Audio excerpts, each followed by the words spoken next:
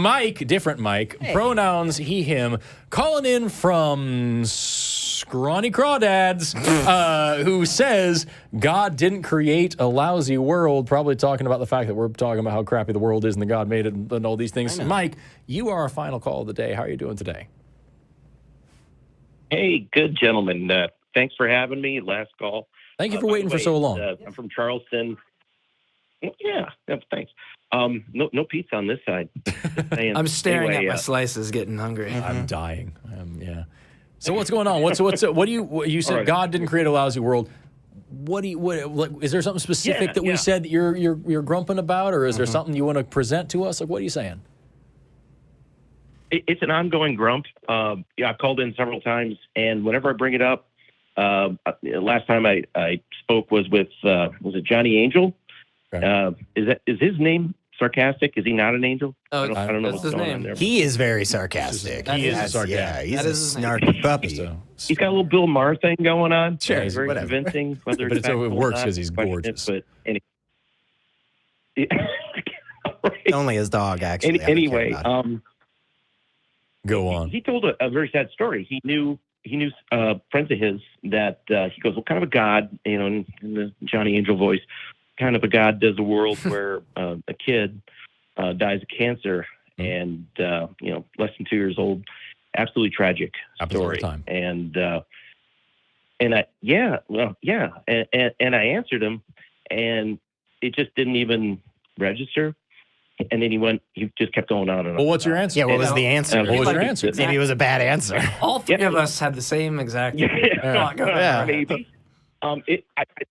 I think it's an answer you don't want to hear. Maybe you heard it before and he just doesn't agree with it. But you say this is a shit show and the world is bad. And the answer is, it is because we're in charge. We're running around with free will and we're in charge. That's a bad answer. Yeah, that's a bad answer. We have a lot to say. So look, just really quickly, why is that? This sounds like the whole fallen world thing. Is that where you're going with this? Is that we have free will and we're sinful in the fallen world because of the whole garden? I'm not situation? going there. I'm there. Okay, cool. So then, just really quickly, that's fine. Yeah. Just really quickly, who made the garden of Eden? God did. Okay, and who is and who is in charge of like where the various trees were placed? God was. Right. And so, who put the humans right next to the tree of good and knowledge, good and evil, and told them not to touch it? Well, we don't know if it was right next to them, and actually it doesn't matter. But they were in the same thing, yeah. So like, and also, who allowed the serpent to quote tempt Eve, even though it wasn't really a temptation? Who allowed that situation to happen? God did. Who told the first lie in the universe? Satan. God did. The serpent. God did. God did. Because God said, if you eat from this tree, you will surely die in the very same day. And the serpent said, no, you won't. Serpent also wasn't Satan. It never says the serpent was Satan. The serpent just said, you won't die if you eat from this tree. That's literally all he says. So God says you will surely die on the very same day that you eat from this tree. And the serpent says, no, you won't. And so they try it. Now, here's another question that's not going to end with the words God did. Do you have any children, Mike? Yeah. What's like little kids, like babies, right? Little toddlers toddling about. What's like the best fucking way to get them to do something? It's to put the thing in front of them and tell them not to do it, right? No, I mean, that's funny, but that's, maybe. I mean, sure. Put them in front of a nuke button. Exactly. And also, did Adam and Eve understand what wrong was before they ate from that tree? They did not. Well, now that's interesting because it's the knowledge of good and evil. Yeah. And yet they didn't have it. They didn't have it. What explains their misperception? Yeah. So what you've got here is a situation where you have two people who were literally born yesterday, who do not know what it means to do right or wrong. They literally don't have the knowledge of good and evil. And God puts them right next to the thing that will give them that knowledge. Don't you do it. Tells them not to touch the thing that is in front of them. He could have put it in another fucking garden. But he could have just made a bush of good and like a tree of good. He could have done anything.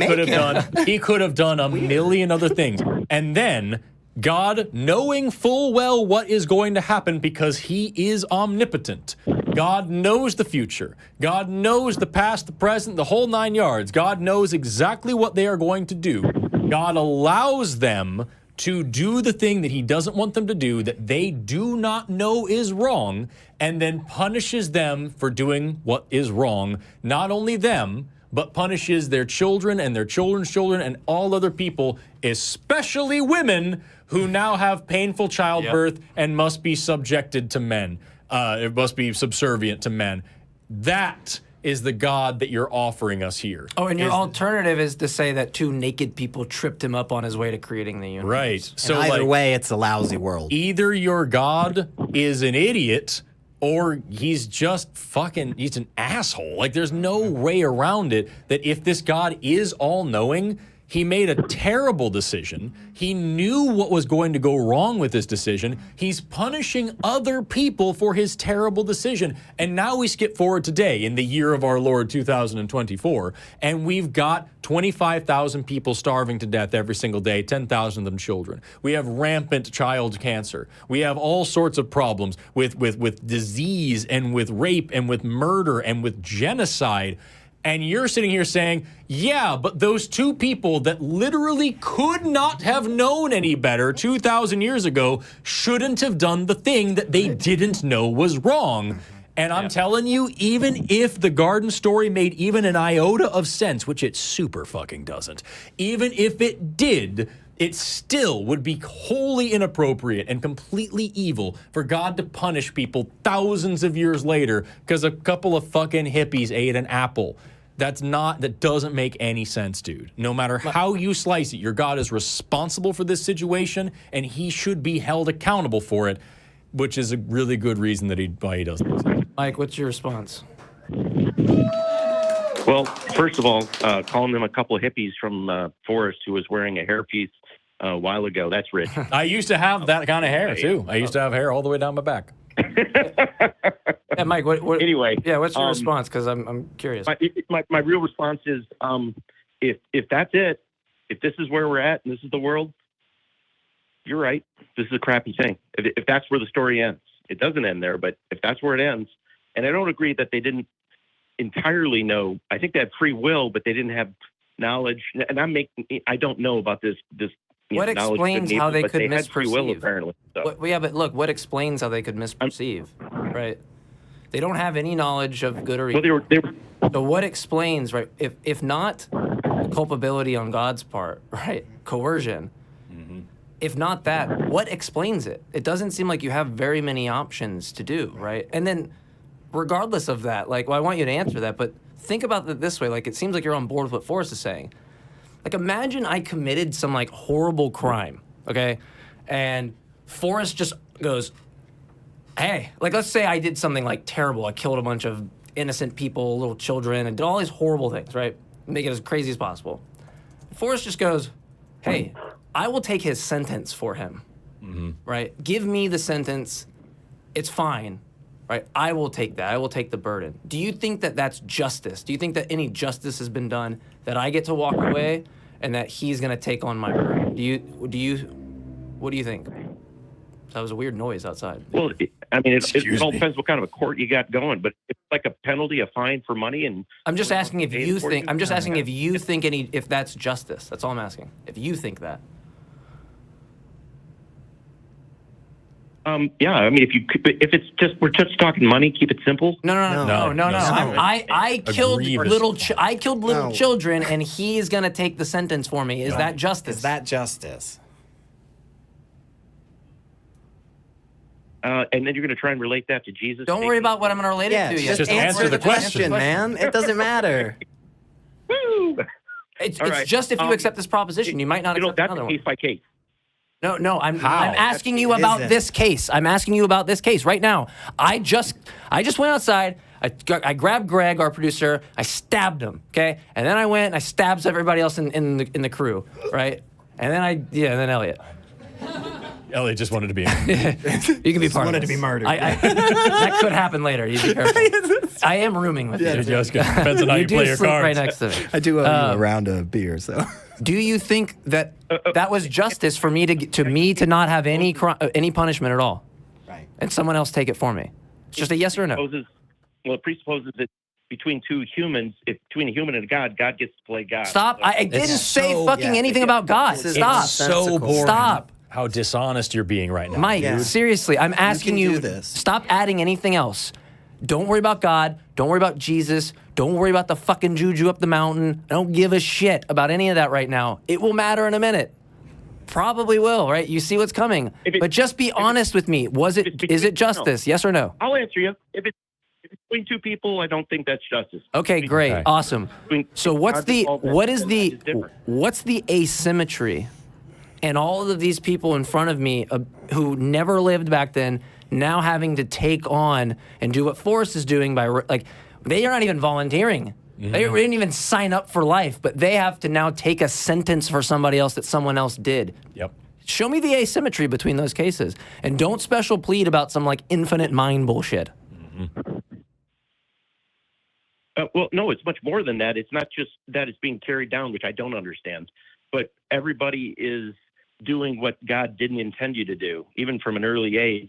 And there's an age of accountability. As a 2-year-old, no, probably not. It wasn't about everybody's that. It's doing against God's will and sinning and separating themselves all the time. And they started That's not what he asked. But everybody's doing it. I'm asking you what the asymmetry between the cases are. Yeah. That's not what he asked. Answer his actual question. Go ahead.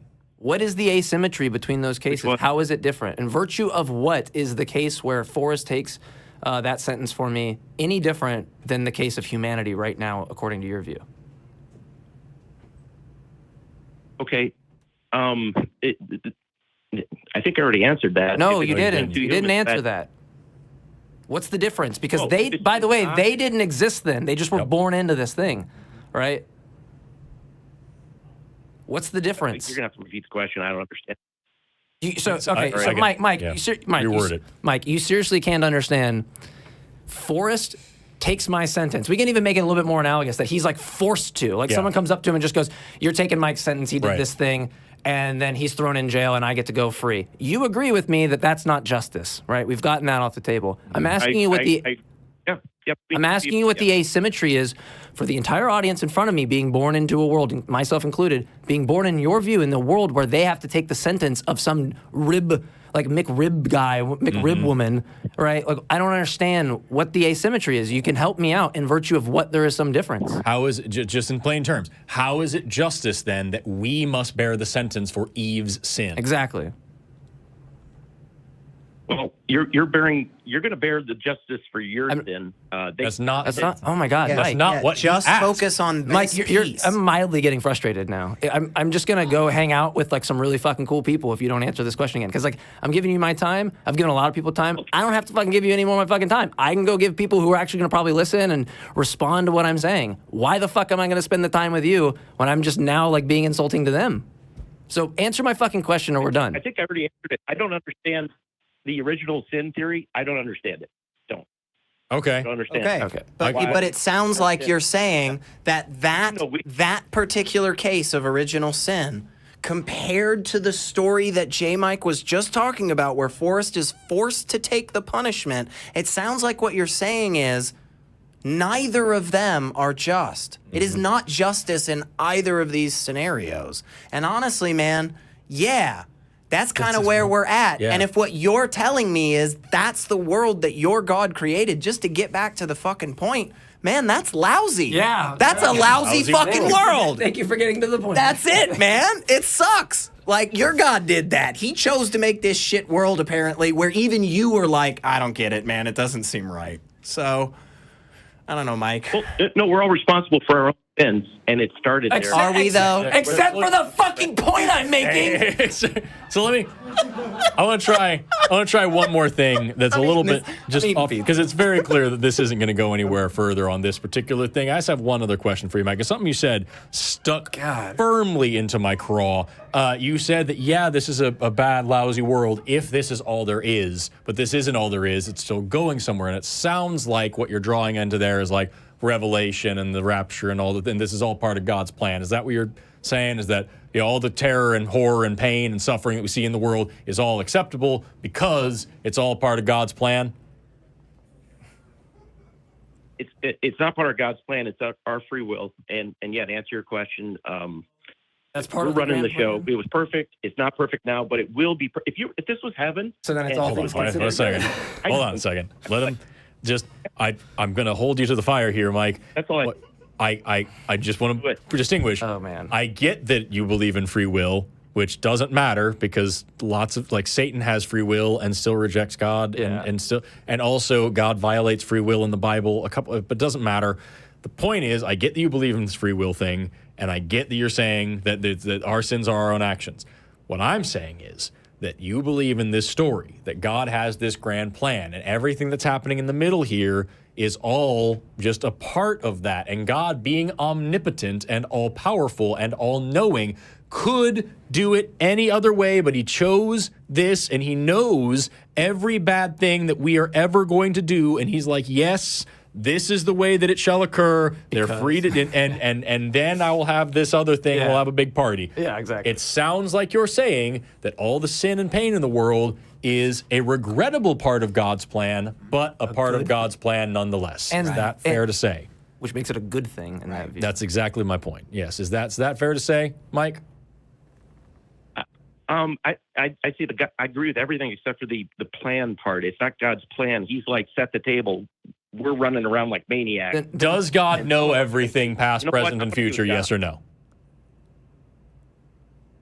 Because he does know everything. Yes. Yes. So here's a question for you: if you watch if you have like a football game and you TiVo it and you've got the whole thing and you know exactly what's going to happen, every single step that every single player is going to play, you know everything about the game. Would you say then at the end of it, okay, well, if this team loses, I'm going to punish them, even though you already know which team is going to lose? Would that not mean that all of that is part of the plan? Okay, can I blow your mind here? I would appreciate you answering the question instead. Okay. You can blow our minds by answering. God can actually change his mind. He'll say, I'm going to take out this city unless they repent. And then like Nineveh. Is it still part of his plan? Is it still part of his plan? You can make these little like permutations, no, but it's up. We're interacting with the plan, I guess. Okay, and it's not a plan. He's just watching us and hoping we'll make the right decision. This only makes your God worse. Honestly, that's what I was like. I was gonna say that. Then you're gonna say that all these terrible things are actually good because they're part of the plan. But you've actually made it weirder in the idea that this God actually is just fucking watching. God will actually respond and listen to us, except for those fucking millions of times that people prayed for their children not to be slaughtered. Exactly. Except for all of those times where somebody wakes up only to find their beloved dead next to them. Yeah. God will totally change his plans, like if the whole city of Nineveh repents, but fuck all if some mother and father lose their kid and pray for it. God's too busy for that, apparently. Right. Your God is shittier in that version, man. Yeah, you've made your God weaker than even I was trying to make him a monster. You've made him just fucking useless. Well, let me try. Let me actually try something with Mike real quick, and we can end it here. You guys are harsh. Well, God's a dick. Yeah, I think that assessment's a little strange after what we've heard. Let me try something with you. Do you agree, like, because this whole free will thing is like bullshit to me, right? Like, and here's why. Not like free will in general. That's a whole separate conversation. Do you agree if I went to go rob a bank right now, right, that I could either successfully rob the bank or I could not successfully rob the bank, but I could still freely choose to rob the bank? Do we agree so far? Sure. Yeah. And if the cops stopped me, they didn't thwart my choice to rob the bank, right? I still chose to rob the bank. I just suck or they're really good, right? Sure. Yeah. So we don't want to make this mistake that pretty much every fucking Christian I've ever talked to makes, which is conflating the deliberation of a choice with the outcome of that choice. My deliberation to choose to rob a bank is compatible with me failing. It's compatible with me succeeding. And it's compatible with the failure of someone like stopping me. That doesn't thwart my free will. So if all you have is like this desiderata on what God is deciding upon what he wants, and it's just these kind of propositions, like God wants a free world, he wants agents to be able to make those like morally significant decisions, and you know that's pretty much it, and he doesn't want evil, right? If you have that thing in there, well, here's a problem. That world that God creates where, let's say I rob banks or Forrest rob banks, if he sends like a group of angels or the cops just stop me every fucking time, that is still me exercising libertarian free will to make an evil choice, but no evil is actualized in the world. So God gets exactly what he wants. He gets agents that can choose good, he gets agents that can choose evil, but there's no fucking evil, right? So if you have a view where God is like infallible, can't fail, doesn't want evil, wants agents to be able to choose, that's your option. Your only other option is to say, you know what, Mike, that world, like, it sounds nice, but it's missing this, like, one ingredient, the actual evil part, which takes us back to Forrest's point that it's part of the fucking plan, and therefore it's what's called a proto-good. All things, not to be confused with, like, being really into Africa, but sorry, probably making my producers freak out here. But anyway. Rosanna is their best song. It's an all things considered good. And just think about it in this way. I have a daughter, I don't have a daughter, but say I have a daughter, and I want to go give her a vaccine. I have to weigh out some pros and some cons, right? Potentially if I'm like, maybe I'm some weird anti-vaxxer or something, and I'm like, or like I'm skeptical. And I'm like, well, okay, on the pro side, it'll immunize them. They won't end up in like an iron lung. Con side, maybe they'll cry. Maybe it'll hurt them, discomfort, maybe very rare allergic reaction. I don't know, right? You add all that up and you go, well, all things considered, it's a better thing for me to give the vaccine to poke the child. Because all things considered, they're not going to end up in an iron lung. Even though we can point out these little cons, like them getting pricked or stabbed or crying, all things considered, it's good. And the problem is that is your view. Your view is that if you go that route, right, and the first one I went to, God is just a failure and God doesn't exist. And this one, you get to maintain potentially God's existence, but you end up not having a problem of evil because there's no fucking evil in your worldview.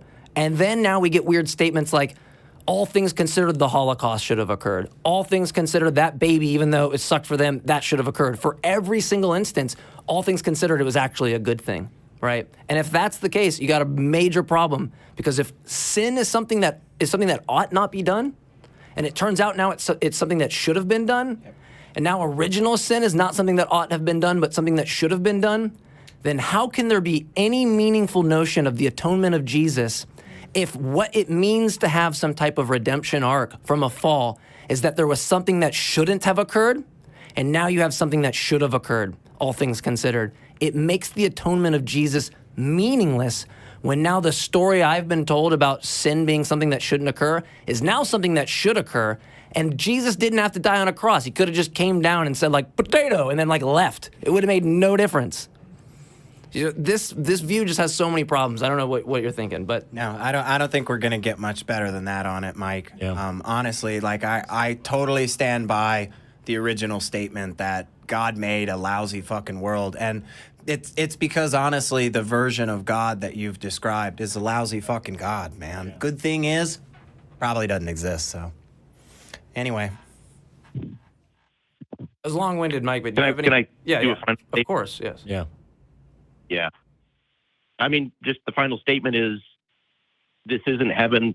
We're muddling through this mess, trying to make one decision only, not trying to make it a better world, but just trying to decide, do you want to run your life or do you want God to run your life? That's it. Nonsensical, man. That's just nonsensical, and adding heaven into it makes it worse for you. Because then there is a place where people freely choose using libertarian free will. God perfectly created a world where everybody always chooses the good thing that God wants. And yet again, you've still got this aspect that Mike was talking about, that for some reason, it's just... all of this fucking nonsense isn't good unless you can really feel what getting stabbed in the dick feels like, man. Like, gotta have that fucking... There's a lot. It's a lot about it. And it's like, he was joking, but honestly, there's a lot of stuff about the dick that God's very concerned with. And like, how are you going to sit here and be like, yeah, but we need free will in the fallen world and this isn't heaven? And also, listen, you got to get rid of that fucking foreskin, dude. And make sure you know where you're putting it, because I swear to God, if it's a butt, you're going to have a bad time. And don't come on the ground, because that's a problem too, apparently. Yes. God doesn't like that. There's so many things you have to account. Like, you're sitting here trying to have this serious philosophical argument, and we're all ignoring the fact that like 80% of the laws in the Bible are all about penises. Yeah. And I don't think that we're being serious. And not one of them was wash it, by the way. Not a single one. That's nonsense, man. Like, that's crazy. Yeah, it's pretty bad. Mike, we're gonna wrap this up soon, but I want to know, do you think that God only chooses good things? What do you mean by choose? Like, God's nature, presumably in your view, is like he's good, and so like when coming between some like decision, what he does is always good. It's always what ought be done, right? Is that the view? Or can he do things that ought not be done? I'm just trying to, before I go on, make sure I don't strawman you. All right, you're going to beat me up for this, but God has special privilege. What he does is good by definition. That's fine. We can move on with it. That's fine. So you have so there's a point here. Yeah. You have a being that only can do good. He has libertarian free will, right? Yes, I would. Okay, great, awesome. So in your view, fundamentally, you already have established, sans creation, fundamentally, that there is a being that can only choose good, has libertarian free will, and so it just follows pretty clearly to me that God could create a world where agents just freely choose the good like he does. They come across some deliberation and they just always make the right. They always make the right decision, and I think we could get this pretty easily understood. Do you think God is a being that can do anything that's logically possible? Yeah, I've heard you state this, but I like it. It's a very interesting argument. I'm not worried about that. I'm just asking. I'm actually more interested if you answer. Believe it or not. Oh, okay. My answer is, I think the only way to do free will is messy. Yeah, I didn't ask that. Yeah, I'm good to move on. Are you good to move on? Yeah. You want to keep going? You're welcome to keep going. No, It's Mike v. Mike up in here. Yeah, I know where you're trying to go. No, man. it's getting mildly frustrating, actually. It's more than mild. Mike. No, we've done it. We did the thing. Yeah, we can move on. Yeah, Mike can call us back. Mike, for the sake of the audience. Yeah. I was like, It's been 25 minutes, Mike, and it has been pulling hen's teeth to get you to answer literally any that's question. My problem. I'm afraid the next premise I ask is going to be something else. It's going to be another 25 But I'll just state what it is, and just for brevity, if God is a being that can instantiate any logical, metaphysical possibility, a world where agents freely choose the good is a logical. I mean, if you don't think it is, you're going to have to provide a contradiction in that world. Mm-hmm. Then God can instantiate that particular world, right? Yep.